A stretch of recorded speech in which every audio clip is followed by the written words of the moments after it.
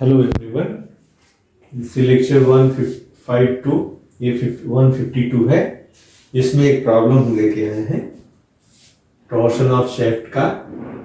Suppose करिए कि A B ए सी और बी सी दो अलग अलग धातु के मटेरियल के शैफ्ट हैं, जिसकी एक की लंबाई 2 मीटर और दूसरे की 1 मीटर है, और ये एल्युमिनियम का है जिसका जो डाया है 75 mm है, और स्टील है दूसरा पार्ट जिसका जो है डाया 55 mm है।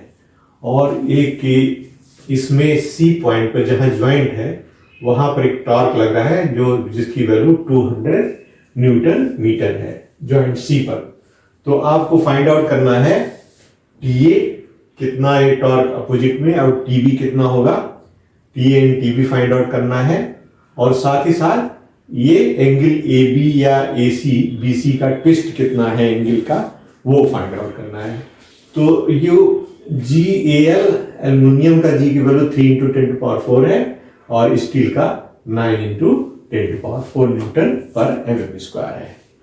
तो ये प्रॉब्लम है कि ज्वाइंट पर अगर कोई आपका टॉर्क लग रहा हो और दो पार्ट में आपके मटेरियल अलग अलग हो, तो यहां पर कितना और बी पर कितना आपका टॉर्क प्रोड्यूस होगा।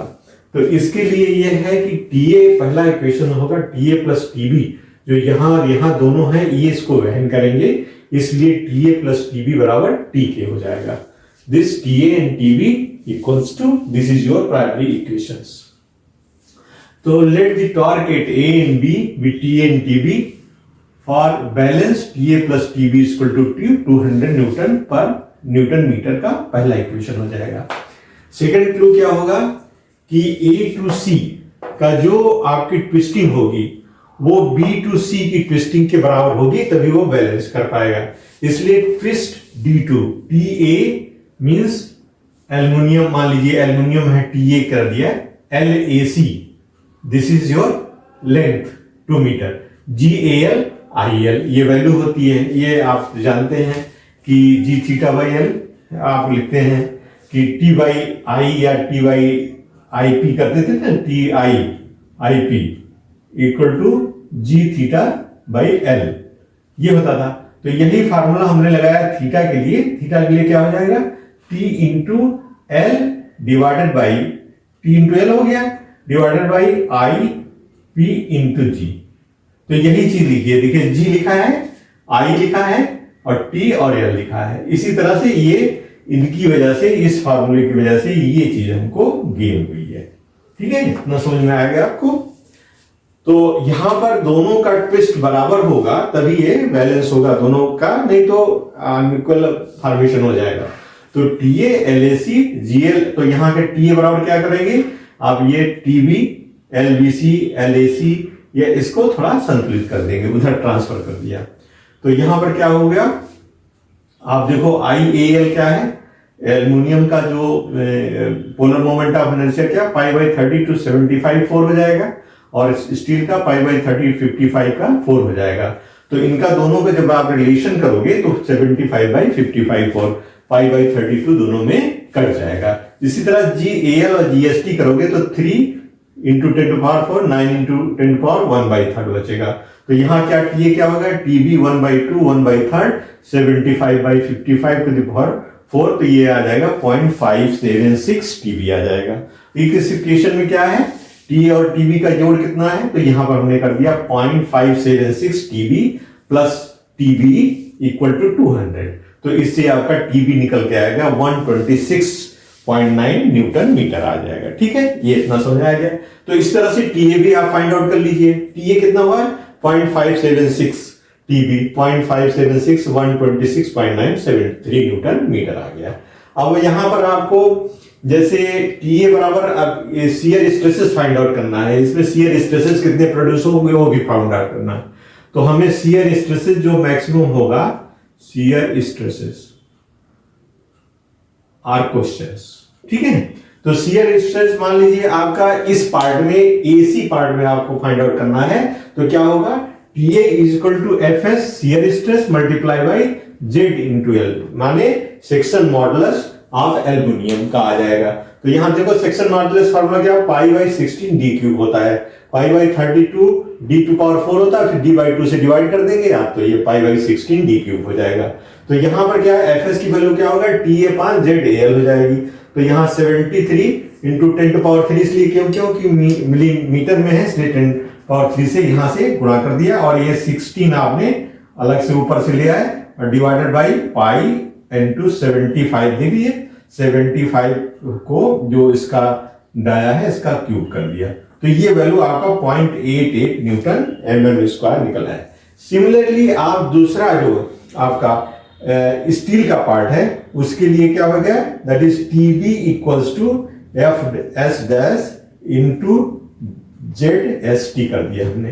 तो F डैश S बराबर क्या हो गया, TB डिवाइडेड बाई ZST। तो TB की वैल्यू कितनी है आपने देखा है 126.9, तो यहां 126.9 इंटू 10⁻³ कर दिया, और 16 आपका नीचे का आ गया, और इसका पाई 55 का होल क्यूब हो गया। तो ये वैल्यू आप आपके आगे 3.89 न्यूटन पर mm square. This is your stresses, मतलब जो शियर स्ट्रेस डेवलप हो रहे हैं इनकी वैल्यू आप 0.88 जो है आपका एल्युमिनियम वाले पार्ट में, और 3.89 न्यूटन पर mm स्क्वायर इस पार्ट में डेवलप हो जाएगा। अब आप एंगल ऑफ ट्विस्ट निकालना चाहते हैं, तो ये एंगल ऑफ ट्विस्ट यही है जो आप यहां देख रहे हैं। देखिए इसको देख लें, TA LAC GA, this is your angle of twist. तो TA कितना है आपका एल्युमिनियम का, TA कितना आया था, TA आया था 73। TA equal to 73 newton metre, और TB बराबर आपका आया था 126.9 न्यूटन मीटर। तो आप ये फार्मूला के एंगल है दोनों बराबर ही होंगे, तो TA थीटा आपका कर लो, इसके केस में रेडियन में आएगा, तो TA into LAC divided by GAL into IAL, ठीक है ना। तो आप देखो TA कितना है इसके लिए 73 आप लिख दीजिए, LAC कितनी है 2 मीटर है, तो 2 इंटू 1 10⁻³ हो जाएगा, मिलीमीटर में आ गया ये। और GAL कितना है इसका एल्युमिनियम का 3 इंटू 10⁴, आप लिए 3 इंटू 10⁴ कर दिया, मल्टीप्लाई बाई IAL आपने निकाला पाई बाई 32, तो यहां पाई हो जाएगा, और ये 75 का होल 4 हो जाएगा, और यहां 32 हो जाएगा। इसको आप सॉल्व कर लीजिए, तो जो रेडियंस आपकी वैल्यू आएगी वो रेडियंस में होगी। तो इसको हम सॉल्व करते हैं, let us find out. 73 into 2 into 32 gives out इतना, divided by 3, this is this much, divided by pi,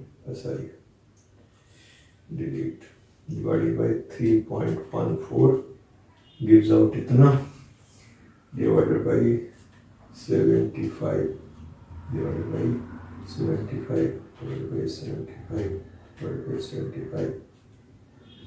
तो ये आ गया आपका 3। This is coming how much? This is coming 0.001567.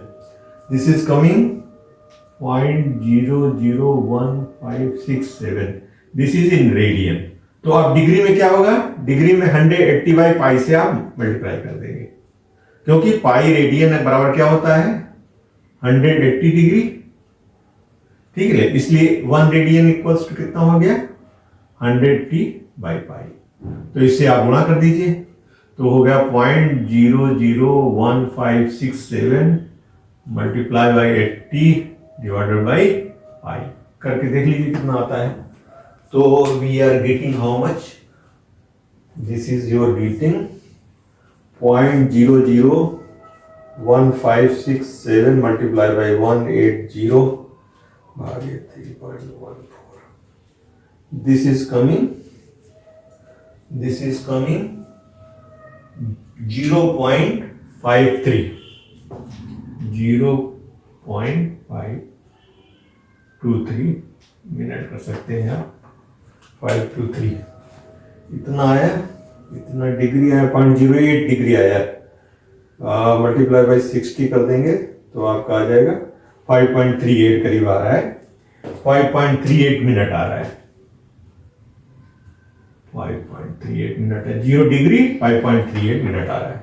This is your angular twist 5, दोनों बराबर होंगे इस तरह से। तो अगर इस तरह की प्रॉब्लम आती है, फिक्स इंड है और जिसके जॉइंट पर लग रहा है या किसी और पॉइंट पर लग रहा है यहां से डिस्टेंस, तो यहां तक के लिए आप निकाल लीजिएगा, यहां तक के लिए इस पार्ट का और दूसरे पार्ट को साइड, मान लीजिए ये यहां की बजाय यहां लग रहा है, तो यहां से दोनों पार्ट को जोड़ के एक साइड में आएगा, दूसरे पार्ट में। सपोज करिए कि आपका मान लीजिए कि दो पार्ट में आ रहा है, ये आपका एक पार्ट है और दूसरे पार्ट में जो आपका लग रहा है मान लीजिए यहां लग रहा है, तो इसकी डिस्टेंस आपने एक्स है, तो यहाँ के जो थीटा लेंगे इसका लेंगे प्लस इसका लेंगे, और ये जो है बराबर किसके होगा, इस पार्ट के सेकंड पार्ट के बराबर हो जाएगा। तो इस तरह से करके आप इसको फाइंड आउट कर लेंगे। तो thank you attending class, thank you very much.